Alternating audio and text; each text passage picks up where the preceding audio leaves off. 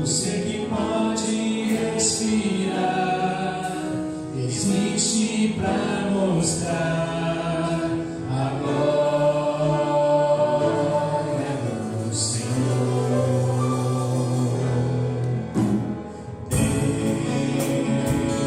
Deus, somente Deus, os seus mistérios pode revelar, os seus desígnios que jamais um dia conheceu, pois Deus somente é Deus,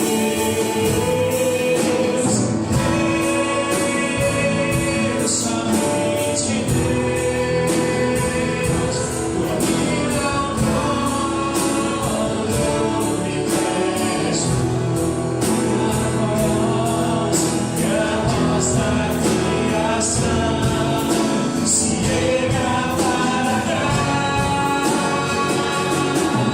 louvor somente a Deus,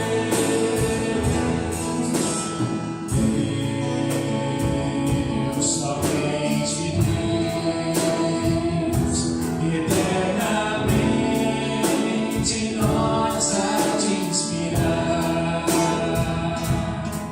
alegria de adorar, desejo de exaltar a Deus, somente a Deus,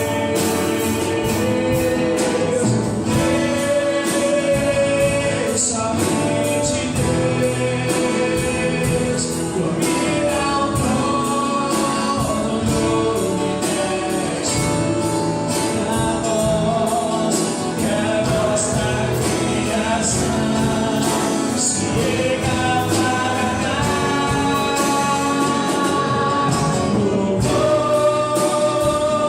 somente a Deus,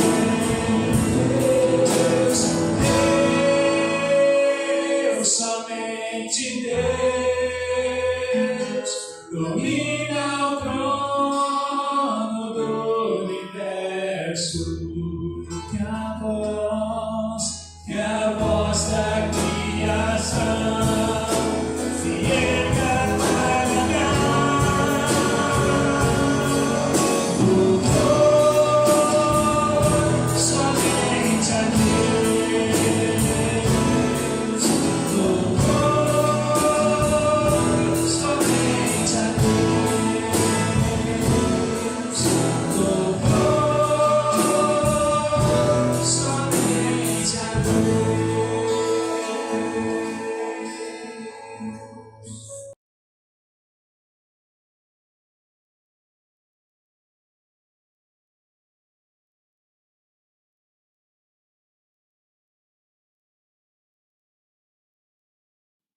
Bom dia, meus queridos irmãos. Eu não sei que hora que esse vídeo vai chegar até vocês, portanto, para mim aqui é de manhã.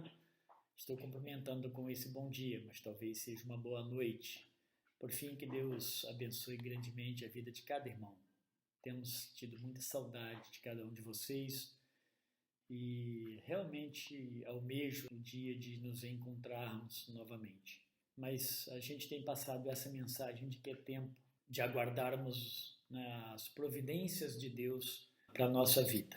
Então, a melhor coisa que nós fazemos é nutrirmos, né, com a mensagem de Deus, com as promessas de Deus, com o consolo, o conforto de Deus e esperarmos nele. Não ficarmos nos apavorando um ao outro com tanto tipo de mensagem. No tempo certo, Deus nos dará a direção certa, como ele tem feito. Nós entendemos que sempre. Eu quero compartilhar nesse momento com os queridos uma mensagem do profeta Naum.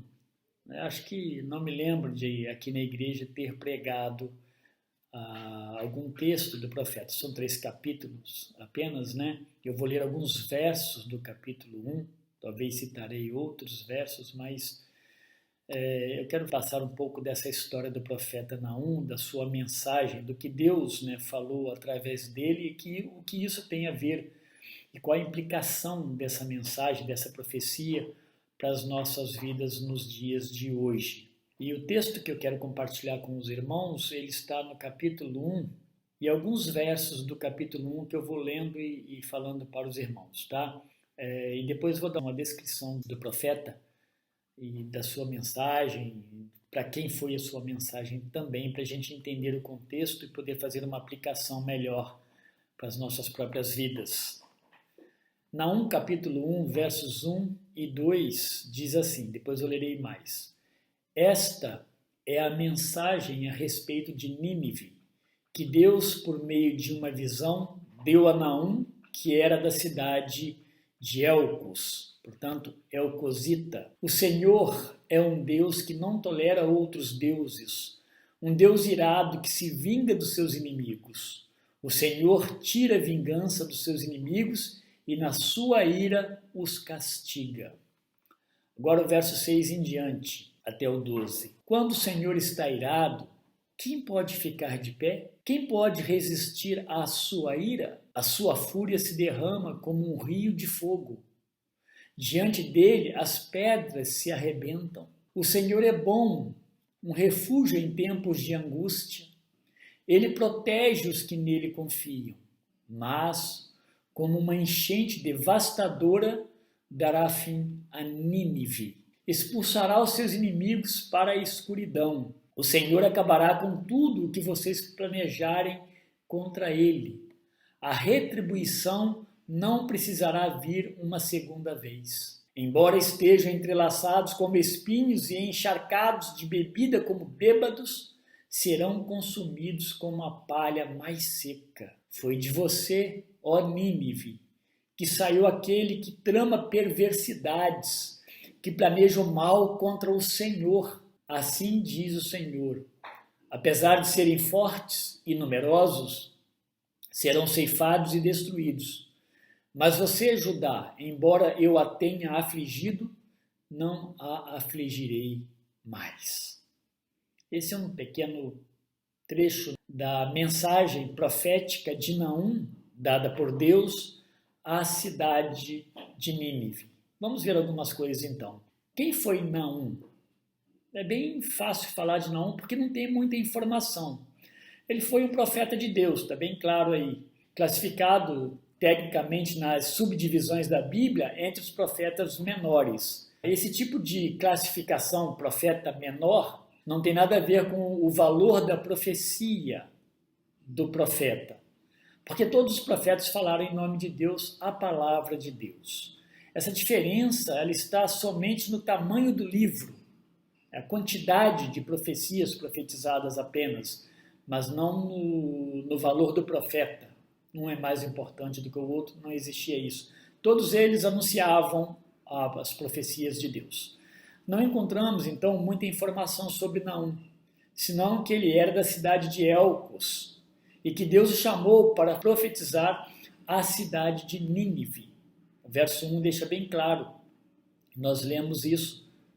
Os profetas, eles não falavam e não deviam falar de si mesmos, por isso que a gente não encontra muita informação sobre a grande maioria deles. O seu trabalho era apenas anunciar aquilo que Deus determinou para eles como a sua mensagem. Então a mensagem do profeta não era uma mensagem dele, era uma mensagem de Deus através da sua boca. A gente pode lembrar de João Batista, eu já preguei uma mensagem falando sobre isso, não falava dele, João Batista falava de Jesus. Se perguntassem para ele quem ele era, como ele era, de onde ele veio, ele falava de Jesus Cristo.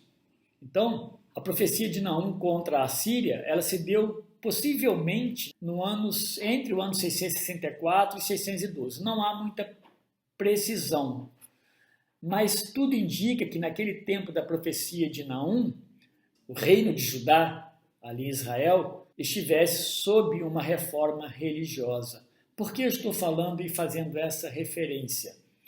Porque Deus está chamando Naum para anunciar um juízo sobre uma outra nação, no caso, a Assíria, direcionado à cidade de Nínive, que era a capital da Assíria. Isso indica que talvez Judá estivesse vivendo um tempo de comunhão com Deus. Deus não pegou naquele momento um profeta para levar uma mensagem para a nação de Judá, o povo de Deus. Ele então desvia agora uma mensagem, usa um profeta de Judá para levar uma mensagem à nação assíria. Isso indica então que possivelmente estivesse em paz.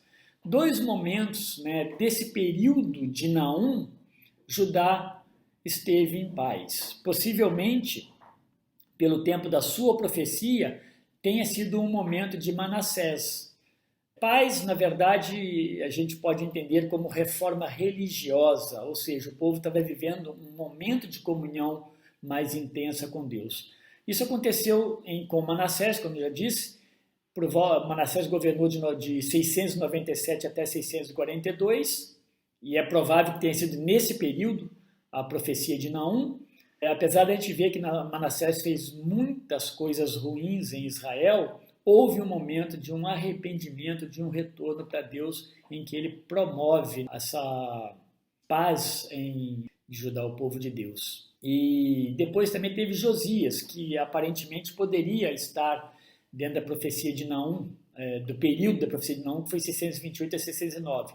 Mas o mais provável, pelo tempo de Naum, que tenha sido com Manassés, no período de Manassés como rei ali de Judá. E agora o que importa dentro dessa profecia de Naum é que Deus, dentro do seu tempo decretado por ele mesmo, ele volta-se para Nínive. Quem era Nínive? A Nínive, como eu já falei rasamente, era a capital do Império Assírio.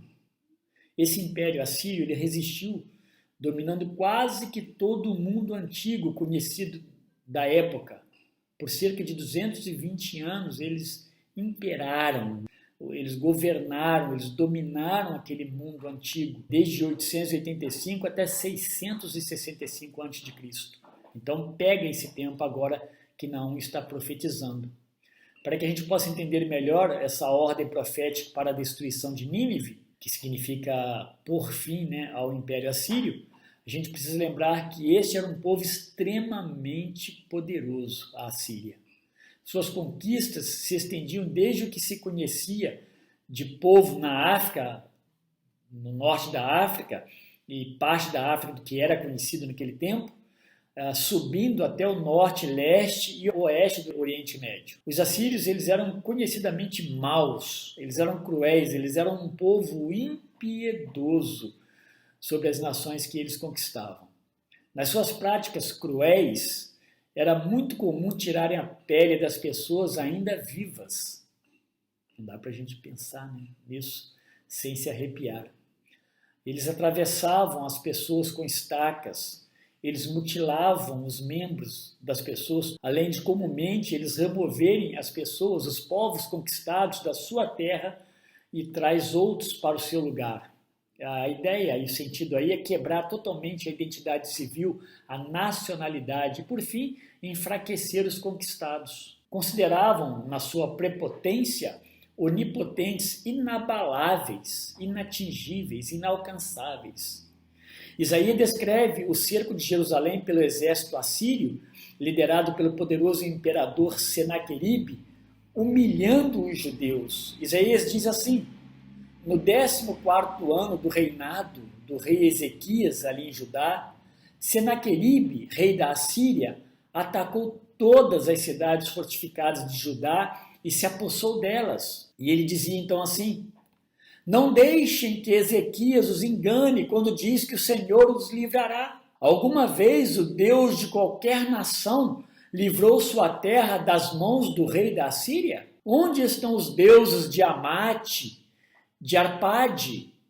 Onde estão os deuses de Sefarvaim? Eles livraram Samaria das minhas mãos? Quem dentre todos os deuses dessas nações conseguiu livrar a sua terra? Como então o Senhor poderá livrar Jerusalém das minhas mãos?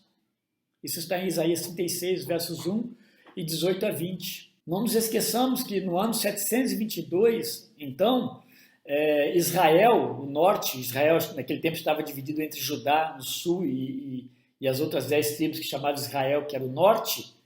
Esse norte foi grandemente dominado, arrasado e levado cativo pelos orgulhosos assírios, do rei Senaqueribe. O orgulho também, a gente não deve se esquecer, sempre precede a queda. Agora havia chegado o tempo do juízo do Senhor sobre a cidade de Nínive, sobre o povo assírio.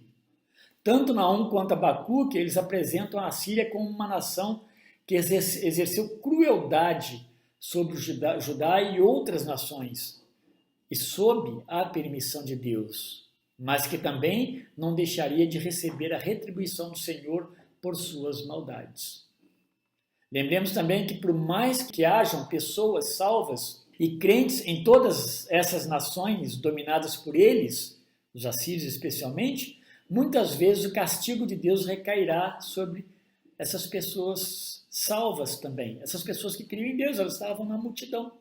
Elas iam sofrer o agravo de um ataque normalmente junto com as outras demais, mesmo crendo em Deus. Então, pensando também nessa perspectiva de um Deus que antes de exercer juízo, ele é misericordioso, a gente vai lembrar que um pouco antes, no ano 790 até 750, e obviamente quando a Síria estava muito forte como governadora de praticamente todo o mundo antigo, o que acontece? Nós vamos lembrar que o Senhor envia Jonas como missionário para pregar aos ninivitas. Nós conhecemos bem a história, os ninivitas, né? A Nínive, capital da Assíria.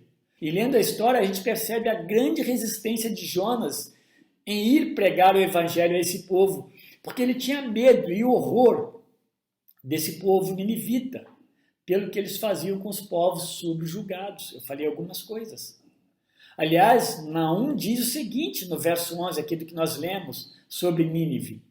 Foi de você, ó Nínive, que saiu aquele que trama perversidades, que planeja o mal contra o Senhor. Então Jonas tinha de fato um fundo de razão para o seu medo, para o seu horror. E assim a gente voltando ao profeta Jonas, ele vai e ele prega, mesmo não querendo, né, ele obedece a Deus, ele vai e prega.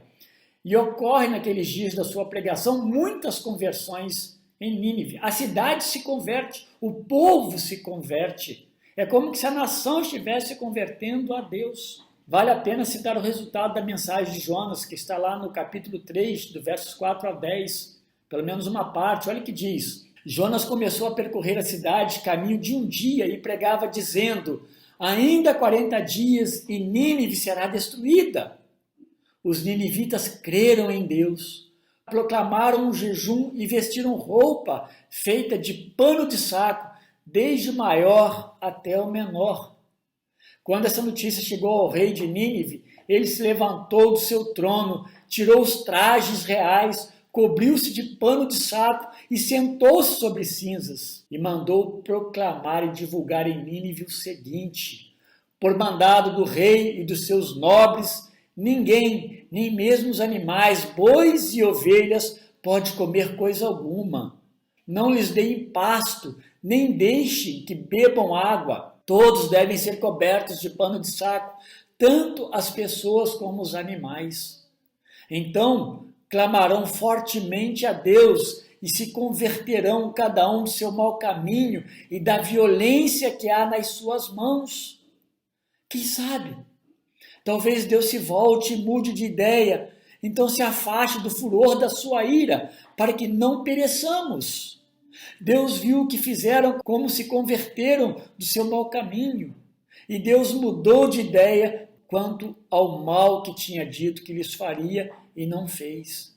Eu li Jonas 3, 4 a 10. O povo mostrando arrependimento a partir do rei, e Deus retirando o mal que faria isso 100 anos antes da mensagem de Naum agora. Isso nos faz atentar, meus irmãos, para o fato de que Deus não profetiza juízo sobre Nínive, porque eles eram tão somente um povo não judeu ou um povo gentio. Agora, através de Naum, pelo contrário, Deus traz uma mensagem não porque eles eram gentios, não porque eles eram um povo não judeu. A história de Jonas mostra claramente que Deus é misericordioso para com os que creem em qualquer nação. E Naum deixa esse atributo de bondade de Deus registrado, bem claro, no verso 7. que nós lemos agora há pouco na introdução da mensagem. O Senhor é bom, um refúgio em tempos de angústia. Ele protege os que nele confiam. Não deixa isso registrado no verso 7. Contudo, antes do juízo, há sempre um tempo de Deus como oportunidade para o arrependimento do pecador. Aliás, pensando ainda na universalidade do alcance da salvação de Deus, eu quero aproveitar para lembrar o profeta Abacuque, que anuncia claramente que o justo viverá pela fé. O justo viverá pela sua fé e fé em Deus. Em Abacuque 2,4. Independente da sua nacionalidade. Por outro lado, nós somos obrigados também a pensar na tristeza que é quando um povo que conheceu o perdão de Deus, como os assírios na pregação de Jonas 100 anos antes, agora, passado esse tempo, está sob o juízo de Deus através da boca do profeta Naum. Os versos 2 e 6, que nós também lemos, diz assim: o Senhor é um Deus que não tolera outros deuses, um Deus irado que se vinga dos seus inimigos. O Senhor tira a vingança dos seus inimigos e na sua ira os castiga. Verso 6, quando o Senhor está irado, quem pode ficar de pé? Quem pode resistir à sua ira? A sua fúria se derrama como um rio de fogo. Diante dele as pedras se arrebentam. Essa mensagem de um Deus irado contra o pecado, contra o pecador que permanece no pecado. Entre os juízos de Deus, tanto para Israel quanto para as outras nações, os justificados pela fé deveriam viver pela fé em Deus. O que notamos pelo contexto bíblico histórico é que Nínive não tinha mais temor a Deus. Ele não temia mais a Deus. Eles conheceram pela pregação de Jonas, mas agora, passado esse tempo, eles não temiam mais a Deus. Não houve uma continuação e transmissão desse arrependimento aos subsequentes, ou mesmo os descendentes daqueles que se arrependeram com a pregação do profeta Jonas, eles não permaneceram no temor e arrependimento de Deus. Muito triste. Nínive e toda a Síria estava cheia de orgulho, altiva, duvidando do próprio Deus Criador. Isso ficou claro quando nós lemos o que Senaqueribe fala para Ezequias, o rei de Judá. Quem é o Senhor, o Deus de vocês, que pode ser maior do que Senaqueribe e seus deuses? E aqui em Naum, devemos pensar num juízo de Deus sobre um povo rebelde e prepotente, orgulhoso. Então, o Deus irado, verso 2 e 6 que nós lemos, está claro isso. E aqui não se trata de juízo final, é um juízo de Deus nessa terra sobre as pessoas que permanecem na sua prepotência e negação de Deus. Deus, por diversas vezes, ele executa juízo sobre alguém ou algum povo, a fim, na verdade, de reconduzi-los a si mesmo, trazê-los de volta para si, pelo arrependimento. Contudo, sempre veremos o caráter de retidão nos juízos de Deus, ou seja, quem está sob tal sofrimento, tal ataque de Deus, o está porque também merece. Houve desvio de caráter, houve desobediência, houve afronta a Deus. Dessa forma, comportamentos de brutalidades, imoralidades e até incredulidades, que de certa forma causa desordem e desequilíbrios na ordem como Deus Criador planejou, tal pessoa ou tal povo certamente estará sob a ira do Deus Todo-Poderoso, sob o juízo de Deus, como os ninivitas agora se encontram na profecia de Naum. A parte final do verso 9 adverte: contra Deus ninguém se levanta duas vezes. Eu li essa tradução agora na NTLH, a linguagem de hoje. Mas nas outras traduções, a grande maioria vai trazer assim: não se levantará duas vezes a angústia. Contra Deus ninguém se levanta duas vezes, é uma vez só. Naum profetizou então a destruição de Nínive, ou seja, a queda do império assírio, por permissão de Deus, por volta ali do ano 650, a profecia. Então, no ano 612, Nínive cai sob as mãos de um outro imperador poderoso, o terrível e temível Nabucodonosor, que depois também vai subjugar Judá. Todos eles não agiram senão pela permissão de Deus, pelos decretos de Deus, porque é Deus quem põe reis e quem tira reis, Deus que põe líderes e tira líderes. Não cabe a nós queremos fazer o papel de juiz e de Deus. Deus sabe porque as coisas acontecem e o tempo que elas acontecem. Cabe a nós nos encurvarmos diante de Deus em arrependimento e esperarmos o agir de Deus em conformidade com a sua palavra e obediência. Que Deus nos ajude, meus irmãos, olhando para esse texto, aprendermos a soberania de Deus, o Deus que tudo controla, o Deus que tudo sabe, o Deus que tudo decreta e comanda. Sabermos que tudo está nas mãos de Deus, que Deus tem os tempos para as coisas. Eu quero deixar algumas considerações finais baseado nessa profecia de Naum sobre os assírios, especialmente Nínive, que nós podemos aprender. Primeiramente, é Deus quem é o Senhor da história. Ele é o Criador e tudo acontece por seus decretos e para também a sua glória. E nesses propósitos, Deus usa quem Ele quer. Outra coisa, por mais que os bons muitas vezes recebam a punição junto com os desobedientes, no entanto, para os servos de Deus existe uma promessa de consolo eterna. Deus tem uma promessa de remissão, de redenção eterna para os seus filhos, mesmo os que sofram nesse mundo. Também Deus exercerá juízo sobre aquele que o confronta e quebra suas leis. Senaqueribe disse: como poderá Deus livrar Jerusalém das minhas mãos? Lá em Isaías 36:20. O juízo de Deus veio 100 anos depois. Há consequências em nossos atos de desobediência a Deus. Os prepotentes estão sob os olhares julgadores de Deus. Eles não escapam do Senhor. Não somos nós que devemos exercer juízos e vinganças, mas esperarmos somente no Senhor, que é o Senhor de todos, é o Senhor da história. Outra coisa, uma nação sábia ensinará o temor de Deus aos seus descendentes. Bom nós lembrarmos o salmo que diz: feliz a nação cujo Deus é o Senhor.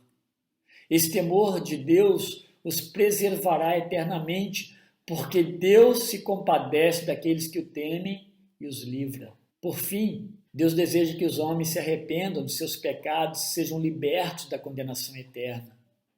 Por outro lado, todos que se rebelam contra Deus certamente depararão com seu juízo, mas haverá ainda um juízo eterno. Naum vai nos ensinar que antes do juízo de Deus há uma oportunidade para o arrependimento e mudança de vida. O verso 15, que nós não lemos ali de Naum, é repetido em Romanos 10:15, no Novo Testamento. Diz ali no verso 15 de Naum 1, eis sobre os montes os pés do que anuncia boas novas, do que anuncia paz. Essa boa nova de Deus havia sido anunciada a Nínive. A história de Naum e a história de Nínive nos remetem a Cristo como aquele que traz a boa nova de salvação, mas também que aplicará juízo sobre os rebeldes. Cristo nos anunciou o seu evangelho. O evangelho é esse anúncio do perdão de Deus ao pecador que crê no Cristo crucificado e ressurreto, que venceu a morte. O Cristo vitorioso. A minha pergunta: como tem sido a sua vida em reação, na verdade, à boa nova de salvação de Deus por meio de Cristo? Você tem obedecido? Você tem evangelizado biblicamente outras pessoas, especialmente os da sua casa, os seus descendentes? Uma palavra final de consolo e de alegria, que no juízo final ouçamos assim de Jesus. Então dirá o Rei aos que estiverem à sua direita: vinde, benditos de meu Pai, possuí por herança o reino que vos está preparado desde a fundação do mundo. Mateus 25:34. Que Deus nos console com essa palavra, que Deus console os salvos com essa mensagem, que você possa crer nessa grande salvação de Deus através de Naum e através de toda a Bíblia. Em Cristo há uma salvação verdadeira, em Cristo há uma reconciliação com Deus, em Cristo há uma paz eterna. Oremos. Obrigado, nosso Deus, pela mensagem do profeta Naum. Nós não discorremos com detalhes todo o livro, Deus, mas se concentra nisso. Se concentra, Deus, no juízo do Senhor sobre um povo prepotente, um rei, ó Deus, que naqueles dias não se encurvava diante do Deus Criador, não o reconhecia como Deus eterno e todo-poderoso. Ó Deus, ajuda-nos como servos do Senhor a não sermos prepotentes, altivos, orgulhosos, ó Deus, mas cuidadosos, humildes, ó Deus, tementes a Ti. Ajuda-nos, ó Deus, a nos encurvarmos ao Senhor, ao Teu Santo Espírito, a Jesus Cristo, à Tua Palavra. Nos abençoe, ó Deus, com a esperança e o consolo da vida eterna. Preenche os nossos corações, ó Deus, com coisas tão maravilhosas como essas, com a mensagem, ó Deus, de redenção de Cristo. Obrigado, meu Deus, que a graça do Senhor seja sempre sobre todos nós, no nome de Jesus. Amém. E que Deus o abençoe, meu querido irmão, meu querido amigo, que a graça do Senhor alcance profundamente e plenamente o seu coração, agora e para todo sempre. Amém.